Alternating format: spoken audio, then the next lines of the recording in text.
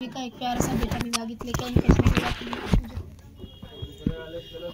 उजड़ी नगर बसी जाई है जवानी गलिए दुल्हे जाई है। उजड़ी नगर बसी जाई है जवानी गलिए दुल्हे जाई है। जब ये दुल्हे सड़किया पे पहुँचे, जब ये दुल्हे सड़किया पे पहुँचे, रहिया के दूब छई लई है जवानी गलिए दुल्हे जई है।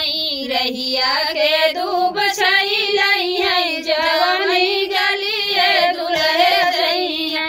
जब ये दुल्हे पोखरवा पे पहुँचे, जब ये दुल्हे पोखरवा पे पहुँचे, पुरई ने हाल रही है जवानी गलिए दुल्हे जई है। पुरई निहाल रही है जवानी गलिए दुल्हे जई है।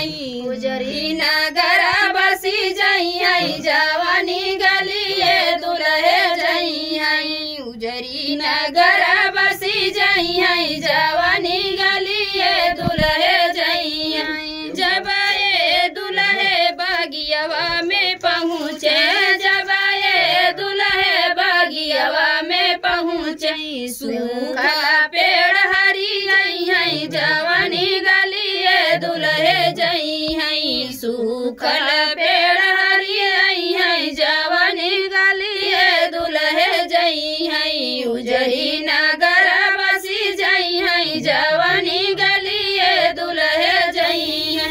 जब ये दुल्हे दुअरवा पे पहुँचे, जब ये दुल्हे दुअरवा पे पहुँचे, गौवा के लोग हरसई है जवानी गलिए दुल्हे जई है।